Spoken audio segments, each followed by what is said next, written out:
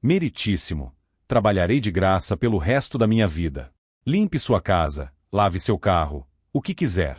Só, por favor, não mande meu irmãozinho para a detenção juvenil. As palavras ecoaram pela sala 7 do tribunal quando Marcus Williams, de 19 anos, caiu de joelhos diante do juiz Harrison. Sua voz falhou em desespero, fazendo com que todos na sala se remexessem desconfortavelmente em seus assentos. O som de seus joelhos batendo no chão de mármore reverberou como um tiro pelo tribunal, que antes era silencioso. O juiz Harrison, confinado à sua cadeira de rodas nos últimos 3 anos após um acidente de carro, encarou o jovem com uma mistura de surpresa e desgosto. Seus dedos bem cuidados tamborilavam impacientemente no braço de sua cara cadeira de rodas. Sr. Williams, isso é altamente inapropriado. Levante-se imediatamente. Mas Marcus permaneceu de joelhos, com lágrimas escorrendo pelo rosto e as mãos entrelaçadas em um gesto de puro desespero. Por favor, senhor. Meu irmão Danny tem apenas 14 anos. Ele cometeu um erro, mas não é como nosso pai. Ele não é um criminoso. Ele é um aluno exemplar. Senhor, ele é voluntário no abrigo de animais todo fim de semana. O tribunal ficou em silêncio, exceto pelos soluços abafados vindos da galeria onde Danny Williams estava sentado com o uniforme laranja da detenção juvenil, mal aparentando idade para estar no ensino fundamental. Seu corpo magro parecia engolido pelas roupas largas, e seus olhos transmitiam a mesma esperança desesperada que os do irmão mais velho. Olheiras contavam a história de noite sem dormir em uma instituição destinada a crianças muito mais velhas e perigosas. Marcus passou os últimos 5 anos criando Danny sozinho depois que seu pai foi condenado a 15 anos por assalto à mão armada. Trabalhando em turnos dobrados no armazém Peterson, dormindo 4 horas por noite, garantindo que Danny fizesse a lição de casa e ficasse longe de problemas. Ele compareceu a todas as reuniões de pais e professores, a todas as peças da escola, a todos os jogos de futebol. Tudo estava indo perfeitamente até que uma noite idiota mudou tudo. O defensor público, Sr. Rodrigues, um homem sobrecarregado com manchas de café na gravata, mal levantou os olhos de suas anotações enquanto resmungava sobre o caso de Danny. Ele claramente havia desistido antes mesmo de a audiência começar, mais um advogado se afogando em casos que não poderia lidar com a atenção que mereciam. O réu roubou um carro e levou a polícia a uma perseguição pelo centro da cidade, continuou a promotora, Sra. Peterson, lendo suas anotações com fria eficiência. Seu terno perfeitamente passado e sua fala ensaiada sugeriam que ela já havia feito esse mesmo discurso dezenas de vezes antes. Isso demonstra um padrão de comportamento criminoso que requer intervenção imediata. O que ela não mencionou foi que Danny havia roubado o carro para levar sua namorada diabética às pressas para o hospital quando ela entrou em choque às 2 da manhã e não havia ambulância disponível no bairro. O que ela não disse foi que a perseguição durou 3 quarteirões antes de Danny parar voluntariamente na entrada do pronto-socorro, implorando aos paramédicos que ajudassem Sofia antes que o prendessem. A mãe da namorada, Sra. Gonzales, estava sentada na última fileira, soluçando baixinho. Sua filha estava viva graças às ações de Danny, mas seu depoimento havia sido considerado irrelevante para as acusações pela promotoria. O juiz Harrison ajustou os óculos e olhou para o arquivo do caso com a expressão entediada de um homem que já havia tomado sua decisão antes de ouvir as provas. Sr. Danny Williams, o senhor foi acusado de furto qualificado de veículo e evasão de prisão. São crimes graves com penas significativas, mesmo para menores. Marcos se levantou de um salto, a voz elevada pelo pânico que vinha de 5 anos lutando para manter a família unida. Ele estava salvando a vida de alguém. Sofia Gonzales está viva por causa do que meu irmão fez. O nível de açúcar no sangue dela caiu a níveis perigosos e ela estava tendo convulsões. O hospital mais próximo que atende pacientes sem plano de saúde fica a 24 quilômetros de distância. Sente-se, Sr. Williams, ou considerarei por desacato, retrucou o juiz Harrison, com a paciência se esgotando. Sua voz carregava a autoridade de alguém que nunca se desesperou, nunca se sentiu impotente, nunca teve que escolher entre seguir a lei e salvar uma vida. Mas algo brilhou nos olhos do juiz quando Marcos mencionou trabalhar de graça pelo resto da vida. Um interesse estranho que durou apenas uma fração de segundo antes de sua máscara profissional retornar.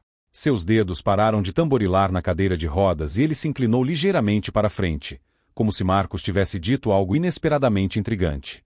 O oficial de justiça, oficial Martinez, deu um passo à frente para conter Marcos, mas o juiz Harrison levantou a mão para impedi-lo. Espere. Sr. Williams, repita o que disse sobre trabalhar de graça. Marcos enxugou as lágrimas com a manga da camisa, a esperança brilhando em seus olhos pela primeira vez desde o início da audiência. Tudo o que precisar, meritíssimo. Eu limpo sua casa, cuido de sua propriedade, trabalho em seu jardim. Não preciso de dinheiro, apenas de comida e um lugar para dormir. Por favor, não destrua o futuro do meu irmão por causa de um erro cometido para salvar a vida de alguém. A galeria do tribunal assistiu em silêncio atordoado enquanto aquele jovem desesperado se oferecia para sacrificar sua liberdade pela do irmão. Até a estenógrafa do tribunal havia parado de digitar, com as mãos congeladas sobre as teclas, enquanto testemunhava algo que mais parecia um leilão de escravos do que um processo judicial. O que ninguém naquele tribunal sabia era que o juiz Harrison estava investigando secretamente algo muito mais sinistro do que a tentativa desesperada de um adolescente de salvar uma vida. E Marcus Williams, filho do prisioneiro número 47.291, estava prestes a se tornar uma peça inesperada em um quebra-cabeça que abalaria todo o sistema judiciário. A carapasta de couro italiano do juiz Harrison estava ao lado de sua cadeira de rodas, contendo documentos que horrorizariam qualquer pessoa decente. Registros financeiros, contratos com instituições privadas e correspondências com pessoas que viam crianças como mercadorias em vez de seres humanos. A maneira como os dedos do juiz Harrison apertaram o martelo quando Marcos mencionou o serviço vitalício sugeria que não era a primeira vez que alguém fazia tal oferta em seu tribunal. Se você tem curiosidade sobre histórias em que o desespero encontra a corrupção das formas mais inesperadas, assine para ver como o sacrifício de um irmão expôs segredos que pessoas poderosas matam para proteger. O juiz Harrison recostou-se na cadeira de rodas, com um sorriso frio nos cantos da boca enquanto saboreava o momento de poder absoluto sobre a família Williams. Seus dedos percorreram a borda de seu caro relógio Rolex, um presente que poucas pessoas sabiam ter sido comprado com dinheiro ganho arruinando vidas jovens. Sr. Williams, sua oferta é interessante. Mas eu não preciso de criados. O que eu preciso é de respeito à lei. Ele fez uma pausa deliberada, deixando as palavras penetrarem enquanto seus olhos examinavam a galeria, observando cada rosto, cada testemunha em potencial do que estava prestes a se desenrolar. O silêncio se estendeu dolorosamente enquanto o juiz Harrison fingia considerar o apelo desesperado de Marcos. Na verdade, ele já havia decidido o destino de Dani no momento em que viu o arquivo do caso com selo familiar da organização de Vincent Torres. Outro jovem réu, outra oportunidade de alimentar a máquina que o enriquecera há anos. No entanto, continuou o juiz, com a voz baixando para um tom que fez o tribunal parecer um túmulo, acho o padrão de comportamento da sua família preocupante. Seu pai, assalto à mão armada. Agora, seu irmão, roubo de carro e fuga da prisão. A maçã não cai longe da árvore, não é, Sr. Williams? Marcos sentiu o peito apertar de raiva diante da crueldade calculada na voz do juiz. Não se tratava de justiça, tratava-se de humilhação, de transformar uma família desesperada em pó por esporte. Meritíssimo, com todo respeito, meu irmão não se parece em nada com o nosso pai. Dani nunca teve detenção na escola. Ele dá aulas particulares de matemática para crianças mais novas. Ele nunca machucou ninguém na vida. No entanto, aqui estamos, respondeu o juiz Harrison com falsa tristeza, folheando papéis que não estava realmente lendo. Daniel Williams, roubo de carro. Liderando a polícia em uma perseguição perigosa por áreas populosas. Colocando vidas inocentes em risco porque a emergência médica de uma namorada que poderia ter sido resolvida ligando para os serviços de emergência adequados. A senhora Gonzales levantou-se trêmula da galeria, com a voz trêmula de emoção. Meritíssimo, por favor. Minha filha Sofia teria morrido se Dani não tivesse agido. As ambulâncias do nosso bairro demoram mais de 1 hora para chegar. Ele salvou a vida do meu bebê. A expressão do juiz Harrison endureceu de irritação por ter sido interrompido. Senhora, sente-se imediatamente ou eu a removerei. Este tribunal não toma decisões com base em depoimentos emocionais, mas em fatos e na lei. O oficial de justiça guiou gentilmente a senhora Gonzales de volta ao seu assento enquanto ela soluçava baixinho. Marcos observava a interação com crescente horror, percebendo que o juiz Harrison não era apenas indiferente às circunstâncias de Dani, ele estava ativamente desfrutando do sofrimento da família. Além disso, continuou o juiz, com a voz ganhando força devido à dor que estava infligindo, Sr. Marcus Williams, sua explosão emocional e sua oferta inapropriada de servidão me dizem tudo o que preciso saber sobre o respeito desta família pelos procedimentos legais adequados. O defensor público de Marcos finalmente se pronunciou, com voz fraca. Meritíssimo, O réu não tem antecedentes criminais, notas excelentes e múltiplas referências de caráter por parte de professores e membros da comunidade. Tudo irrelevante, dispensou o juiz Harrison com um aceno de mão. O réu cometeu crimes graves. Ponto final. Ele fez uma nova pausa, desta vez estudando Marcos com o olhar calculista de um predador avaliando a presa. O que Marcos não sabia era que o juiz Harrison vinha recebendo relatórios detalhados sobre a família Williams havia semanas. Suas dificuldades financeiras, a agenda de trabalho exaustiva de Marcos, seu completo isolamento da família extensa. Candidatos perfeitos para o sistema que ele aperfeiçoou ao longo de anos de prática. Daniel Williams, anunciou o juiz Harrison, com o martelo pairando sobre o banco como o machado de um carrasco, eu condeno a 2 anos de detenção juvenil no Centro de Reabilitação Juvenil Riverside, seguidos de 3 anos de liberdade condicional. As palavras atingiram o tribunal como um golpe físico. 2 anos por um delito primário cometido para salvar a vida de alguém. Até o promotor pareceu surpreso com a severidade da sentença. O grito angustiado da senhora Gonzales de "não, por favor, não", ecoou pela sala. O martelo atingiu o banco com uma força tão decisiva que estilhaçou o mundo de Marcos em pedaços que ele não tinha certeza se algum dia conseguiriam reconstruir. O grito estrangulado de Dani de "não, Marcos, me ajude", rasgou o coração do irmão como vidro quebrado. "Espere", gritou Marcos, o desespero fazendo sua voz falhar e falhar. "Por favor, meritíssimo, eu quis dizer o que disse antes. Farei qualquer coisa. Limpar sua casa, cuidar de sua propriedade, cuidar de seu jardim. Sem pagamento, sem perguntas. Apenas comida e abrigo. Por favor, não destrua a vida do meu irmão por tentar salvar alguém." Os olhos do juiz Harrison brilharam com algo que fez Marcos se arrepiar, não consideração, mas diversão ao vê-lo implorar. "O senhor está insinuando que sou corrupto, Sr. Williams? Que eu trocaria favores pessoais por veredictos judiciais? Porque essa seria uma acusação muito séria." "Não, senhor, eu só", gaguejou Marcos, percebendo que havia caído em uma armadilha. "Porque se fosse esse o caso", interrompeu o juiz Harrison, com a voz baixando para um sussurro ameaçador que ecoou claramente pelo tribunal silencioso, constituiria desacato ao tribunal, obstrução da justiça e tentativa de suborno. O tipo de acusação que poderia levar alguém à prisão por muito, muito tempo. Assim como o pai. Marcos sentiu o sangue sumir do rosto ao perceber que o juiz o ameaçava com o mesmo destino que destruíra sua família 5 anos antes. Ele já havia presenciado a mesma intimidação calculada antes, quando os serviços sociais vieram verificar como estavam após a prisão do pai. A assistente social que sugeriu que os meninos poderiam estar melhor separados havia usado uma linguagem ameaçadora idêntica. O que o juiz Harrison não sabia era que Marcos havia aprendido a ser muito, muito cuidadoso com os adultos que detinham poder sobre sua vida. Enquanto todos se concentravam em seu colapso emocional, seu olhar aguçado captou detalhes que teriam escapado à maioria das pessoas em sua posição. O relógio caro do juiz, que valia mais do que Marcos ganhava em 6 meses. Os sapatos de grife que custavam mais do que o aluguel mensal. A maneira como ele instintivamente cobriu uma pasta marcada como serviços residenciais privados, quando Marcos se aproximou do tribunal. O mais revelador de tudo foi o leve aceno de cabeça que o juiz Harrison deu a alguém no fundo da sala do tribunal. Alguém que Marcos não conseguia ver claramente, mas cuja presença obviamente importava para o processo de tomada de decisão do juiz. Dani soluçava agora, estendendo a mão desesperadamente em direção ao irmão enquanto 2 oficiais de justiça se moviam para contê-lo. "Marcos, não deixe que me levem. Você prometeu que me protegeria. Você prometeu que ficaríamos juntos, não importa o que acontecesse." O som do terror do irmãozinho atravessou Marcos como uma lâmina serrilhada.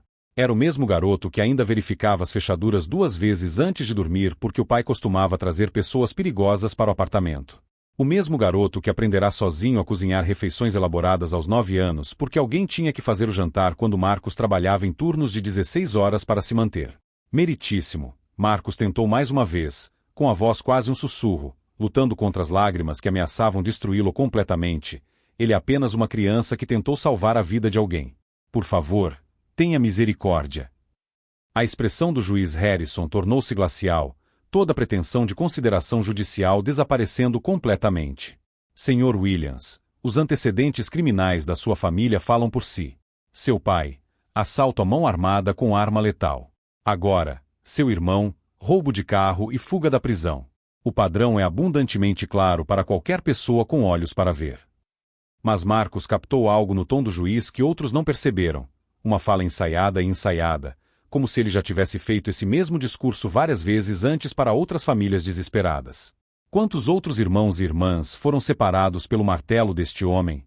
Quantas outras famílias foram destruídas por sentenças que pareciam destinadas mais à crueldade do que à justiça? Quando os oficiais de justiça começaram a levar Dani embora, o aterrorizado jovem de 14 anos olhou para trás uma última vez com olhos que assombrariam Marcos por meses. Marcos, você prometeu que não deixaria ninguém nos separar. Você jurou sobre o túmulo da mamãe que sempre teríamos um ao outro. As palavras atingiram Marcos com mais força do que qualquer golpe físico. Ele fizera aquela promessa 5 anos antes, ajoelhado ao lado da cama de hospital da mãe nos últimos dias, jurando a ela e a Dani que eles sempre seriam uma família, independentemente dos desafios que enfrentassem. O juiz Harrison já estava revisando o próximo processo, descartando a tragédia da família Williams como apenas mais uma rotina em seu dia agitado. Seu assistente lhe entregou um café e uma pasta com os compromissos da tarde, as vidas destruídas da família já esquecidas na máquina administrativa de seu tribunal. Mas o que o juiz Harrison não conseguiu ignorar foi a maneira como Marcus Williams permaneceu de pé naquele tribunal, sem se mover em direção à saída como todos os outros membros derrotados da família que ele havia processado ao longo dos anos. Em vez de sair quebrado e sem esperança, Marcos estava observando, aprendendo, memorizando cada detalhe sobre o homem que acabará de destruir seu mundo com o que parecia ser um prazer genuíno. Porque em algum lugar nos últimos 30 minutos, algo fundamental havia mudado dentro do jovem de 19 anos. O adolescente assustado implorando por misericórdia havia sido substituído por alguém muito mais perigoso, alguém sem absolutamente nada a perder e com uma suspeita crescente de que o que acabará de acontecer não era justiça, mas algo muito mais sinistro. O próximo caso foi chamado, e Marcos finalmente se virou para sair do tribunal. Mas o assistente do juiz Harrison não conseguia se livrar da sensação inquietante de que o olhar de despedida do jovem continha uma promessa que não tinha nada a ver com servidão e tudo a ver com um acerto de contas que estava apenas começando a tomar forma. 3 semanas depois, Marcos estava sentado na biblioteca do condado às 2 da manhã, cercado por jornais velhos, registros judiciais e um laptop que havia pegado emprestado de seu supervisor no depósito. O segurança noturno havia desistido de perguntar por que o adolescente enlutado passava todas as noites pesquisando em vez de dormir. Mais uma família destruída pelo sistema, sussurrou Marcos para si mesmo, olhando para um recorte de jornal de 2 anos atrás. A manchete dizia, adolescente local condenada à prisão para adultos, apesar do clamor da comunidade.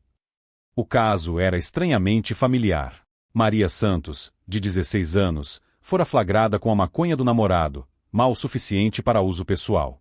O juiz Harrison a sentenciou a 3 anos de prisão para adultos, ignorando suas notas excelentes e sua bolsa integral para a universidade estadual. Mas o que chamou a atenção de Marcos não foi a sentença dura. Foi a foto no canto mostrando Maria sendo levada algemada. Ao fundo, parcialmente escondido pelas sombras, estava o mesmo homem que cumprimentou o juiz Harrison durante o julgamento de Dani. Marcos havia encontrado 17 casos semelhantes no último mês. Todos réus jovens. Todas sentenças severas que destruíram futuros promissores. Todos com a mesma figura misteriosa à espreita nas fotos do tribunal. Seu telefone vibrou com uma mensagem de Dani. Marcos, por favor, me tire daqui. Os garotos mais velhos aqui são perigosos. Estou com medo. A mensagem interrompeu sua concentração por um momento, inundando de culpa e raiva. Mas Marcos havia aprendido a canalizar essas emoções para algo mais produtivo do que lágrimas. A cada noite, ele acrescentava mais uma peça a um quebra-cabeça que se tornava cada vez mais claro e absolutamente assustador. Com licença, você é Marcus Williams? Marcos ergueu os olhos e viu uma mulher na casa dos 30, profissional, mas com aparência cansada, segurando uma pasta de papel pardo repleta de documentos. Sou Sarah Shen, repórter investigativa do Herald Tribune. Estou observando você pesquisar os casos do juiz Harrison há 3 semanas. Se importa se eu me sentar? O primeiro instinto de Marcos foi correr. Falar com repórteres parecia perigoso, especialmente quando se é filho de um criminoso condenado investigando os negócios de um juiz. Mas algo no jeito direto de Sarah e na exaustão em seus olhos sugeria que ela não estava ali para explorar a história dele. Você também está investigando ele, disse Marcos. Não era uma pergunta. Sarah assentiu, abrindo sua pasta para revelar fotografias, registros financeiros e o que pareciam ser imagens de vigilância. Por 2 anos. Desde que meu sobrinho pegou 15 anos por um primeiro delito de drogas no tribunal de Harrison. Ela espalhou os documentos sobre a mesa e Marcos sentiu o coração disparar. Registros telefônicos mostrando ligações entre o juiz Harrison e o homem misterioso das fotos do tribunal. Extratos bancários revelando pagamentos a algo chamado Centro de Reabilitação Juvenil Riverside. Registros de propriedade mostrando que o juiz Harrison possuía ações em instalações prisionais privadas. O nome dele é Vincent Torres, continuou Sarah, apontando para a figura obscura que Marcos vinha rastreando. Ele é um empreiteiro privado que fornece trabalhadores para empresas agrícolas e manufatureiras. Mão de obra barata, se é que você me entende. O sangue de Marcos congelou quando as peças se encaixaram. Os jovens que ele sentencia não vão para a detenção juvenil regular.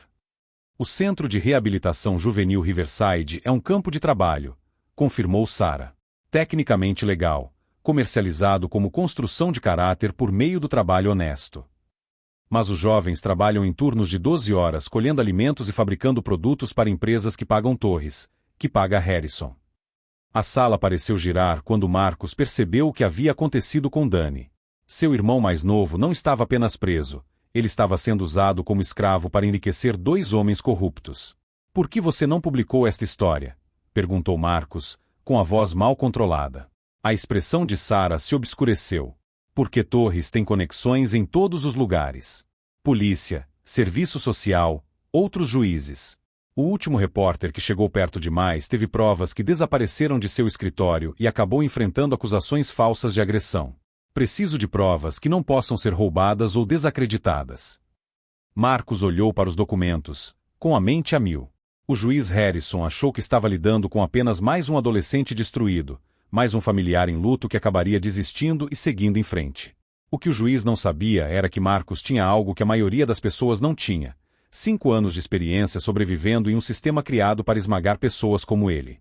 Talvez eu saiba como conseguir essa prova, disse Marcos baixinho, pegando o celular para mostrar a Sarah as dezenas de fotos que havia tirado durante sua pesquisa. Mas vou precisar da sua ajuda com algo que provavelmente vai soar completamente insano.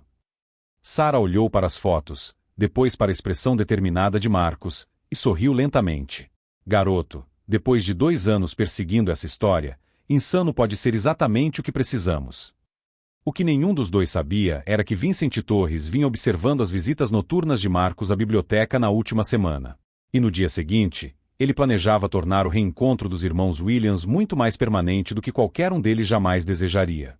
6 meses depois, o juiz Harrison estava sentado atrás de seu banco, revisando o que ele pensava ser apenas mais uma audiência de sentença de rotina. A ré era Maria Santos, a mesma garota que ele havia mandado para a prisão de adultos 2 anos antes, agora enfrentando novas acusações após sua libertação. O que o juiz não sabia era que Maria estava usando uma escuta, cortesia da força-tarefa do FBI que vinha montando um caso contra ele há meses. Meritíssimo, disse Maria, com a voz firme apesar do coração acelerado, antes de me sentenciar, tenho algo a confessar. 2 anos atrás, quando o senhor me mandou para Riverside, Vincent Torres abordou minha família. Ele disse que, se pagássemos $5.000, ele poderia me arranjar para trabalhar na cozinha em vez da lavoura. O rosto do juiz Harrison empalideceu. Senhora Santos, essa é uma acusação gravíssima. Temos os recibos, disse Marcos Williams, levantando-se da galeria. Em suas mãos, havia pastas repletas de provas, e ao lado dele estava Sarah Shen com um gravador que vinha registrando cada palavra. O tribunal irrompeu em murmúrios enquanto Marcos se aproximava do tribunal. Mas, desta vez, ele não estava ajoelhado nem implorando. Desta vez, ele detinha o poder. Temos registros bancários mostrando os pagamentos de Torres para suas contas no exterior, continuou Marcos, com a voz calma e clara. Gravamos conversas telefônicas em que vocês discutem quais crianças enviar para onde, com base em quanto suas famílias podem pagar. Temos depoimentos de 43 famílias cujos filhos foram traficados através do seu tribunal. As mãos do juiz Harrison tremiam quando ele estendeu a mão para o martelo, mas Marcos não havia terminado. Mais importante, meritíssimo, temos imagens de vídeo de dentro do Riverside mostrando crianças de 14 anos trabalhando em turnos de 16 horas sob um calor de 40 graus. Incluindo meu irmão Danny. As portas nos fundos do tribunal se abriram e o agente Rivera do FBI entrou com Daniel Williams ao seu lado. Danny estava magro e cheio de cicatrizes, mas vivo e livre. O reencontro entre os irmãos foi silencioso, mas poderoso. Marcos, afinal, havia cumprido sua promessa. Vincent Torres foi preso esta manhã, anunciou o agente Rivera para o tribunal atordoado. Junto com 12 cúmplices envolvidos nesta rede de tráfico de trabalho infantil. O senhor Torres concordou em testemunhar em troca de uma pena reduzida. O juiz Harrison tentou se levantar, mas sua cadeira de rodas o prendeu atrás do banco como uma gaiola. Isso é ridículo. Eu sou um juiz federal. Você não pode simplesmente... Na verdade, nós podemos. O agente Rivera deu um sorriso sombrio quando 2 policiais se aproximaram do banco com algemas. Juiz Harrison, o senhor está preso por conspiração, tráfico de pessoas e corrupção sob a égide da lei. O tribunal assistiu em silêncio atordoado enquanto o homem que havia destruído tantas vidas era algemado em sua própria cadeira. Mas o momento mais devastador veio quando Sarah Shen se levantou e começou a ler seu caderno. Por 2 anos, juiz Harrison, o senhor vendeu crianças para campos de trabalho forçado em busca de lucro. 47 crianças, com idades entre 13 e 17 anos, gerando mais de 2 milhões de dólares em renda ilegal. Mas o que o senhor nunca percebeu é que cada uma dessas famílias mantinha registros. Cada pagamento, cada ameaça, cada promessa de clemência que nunca se concretizou. Enquanto Harrison era levado para fora de seu próprio tribunal, Marcos sentiu algo que não sentia há anos, não vingança, mas justiça. Justiça real, sistemática, inegável. Dani agarrou o braço do irmão, com lágrimas escorrendo pelo rosto. Marcos, como você fez tudo isso? Marcos olhou ao redor do tribunal, para as famílias que finalmente teriam seus filhos de volta, para o repórter que arriscara tudo para ajudá-lo, para os agentes do FBI que ouviram quando todos ignoraram seus pedidos de ajuda. Aprendi uma coisa nestes últimos meses, Dani. O sistema não está quebrado. Ele foi projetado exatamente como algumas pessoas querem. Mas quando um número suficiente de pessoas se recusa a aceitar esse projeto, quando trabalham juntas e lutam com inteligência em vez de apenas lutar com raiva, é aí que a verdadeira mudança acontece. O martelo que Harrison usará para destruir tantas vidas estava abandonado no tribunal. Mas, desta vez, a justiça não precisava de um martelo para se fazer ouvir. 2 anos depois, Marcus Williams subiu ao pódio do Centro Nacional de Defesa da Juventude, discursando em uma sala cheia de assistentes sociais, advogados e formuladores de políticas. O mesmo jovem que outrora implorara de joelhos em um tribunal corrupto agora usava um capelo de formatura da faculdade de Direito e falava com a autoridade de alguém que sobreviver ao sistema e o mudará. O caso Riverside levou ao fechamento de 14 campos ilegais de trabalho juvenil em 6 estados, anunciou Marcos sob aplausos estrondosos. 47 crianças foram reunidas com suas famílias, e novas leis federais de supervisão agora monitoram instituições privadas para menores. Na plateia, Dani Williams, agora com 17 anos e se preparando para a faculdade com uma bolsa integral, sorria orgulhoso para o irmão mais velho. Os meses traumáticos em Riverside deixaram cicatrizes, mas também revelaram a incrível resiliência e as habilidades naturais de liderança de Dani.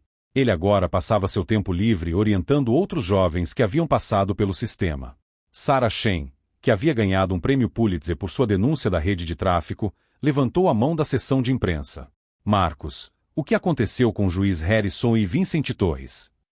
A expressão de Marcos ficou séria. O juiz Harrison recebeu 25 anos de prisão federal por conspiração e tráfico de pessoas. Seus recursos foram todos negados e seus honorários advocatícios o levaram à falência completa. Vincent Torres pegou 15 anos e atualmente cumpre sua pena na mesma unidade para adultos onde muitas de suas vítimas foram mantidas ilegalmente. A ironia não passou despercebida por ninguém na sala. O homem que lucrara com trabalho infantil agora vivenciava o sistema prisional de dentro, despojado de poder e privilégio. Mais importante, continuou Marcos, todas as famílias afetadas por seus crimes receberam indenização com os bens apreendidos. O dinheiro que Harrison ganhou com a venda de crianças agora está financiando bolsas de estudo para suas vítimas. A doutora Patrícia Monroe, a nova diretora dos serviços do Tribunal de Família, levantou-se para se dirigir à multidão. Os irmãos Williams não apenas expuseram a corrupção, eles criaram um modelo de como as famílias podem lutar contra o abuso sistêmico. O caso deles levou à criação da linha direta nacional contra o tráfico e à gravação obrigatória de todas as audiências de sentenças para menores. Quando a apresentação terminou, Marcos saiu, onde Dani esperava ao lado do carro. O mesmo estacionamento do armazém onde Marcos chorava sozinho após turnos de 16 horas era agora o local do centro comunitário que eles ajudaram a estabelecer para jovens em situação de risco. Lembra quando você me prometia que tudo ficaria bem? Perguntou Dani, olhando para o prédio que agora atendia dezenas de crianças todos os dias. Marcos sorriu, lembrando-se do jovem de 19 anos assustado que se ajoelhara naquele tribunal, desesperado e impotente. Lembro-me de prometer que não deixaria ninguém nos separar. Só nunca imaginei que cumprir essa promessa acabaria protegendo tantas outras famílias também. O pai deles, que havia sido libertado antecipadamente devido às reformas de superlotação que Marcos havia defendido, juntou-se a eles enquanto caminhavam em direção ao centro. A família Williams não era perfeita, mas eles estavam inteiros e estavam usando sua segunda chance para garantir que outras famílias também tivessem a sua. O juiz Harrison tentou destruir Marcus Williams, tirando tudo o que ele amava. Em vez disso, ele criou um defensor que passaria a vida garantindo que nenhuma outra criança sofresse o que Dani havia sofrido. O juiz corrupto havia dado a Marcos um propósito maior do que vingança. Ele havia lhe dado uma missão. Ao entrarem no centro juvenil, Marcos refletiu sobre o quão longe todos haviam chegado. A melhor vingança não havia sido destruir seus inimigos, havia sido construir algo que eles nunca poderiam destruir. Um sistema que protegia as crianças em vez de explorá-las. Uma comunidade que elevava as famílias em vez de separá-las. O menino que um dia se ofereceu para se tornar escravo para salvar seu irmão, tornou-se o homem que libertou dezenas de crianças da escravidão moderna. Harrison tentou tornar Marcos impotente, mas acabou criando alguém muito mais perigoso para os sistemas corruptos em todos os lugares. Alguém que se recusou a aceitar a injustiça como inevitável. Se esta história de coragem e justiça o inspirou, inscreva-se em nosso canal para mais relatos reais de pessoas comuns que se recusaram a deixar que sistemas poderosos as esmagassem. Às vezes, a melhor maneira de homenagear aqueles que tentaram destruí-lo é construir algo belo a partir dos pedaços que eles deixaram para trás.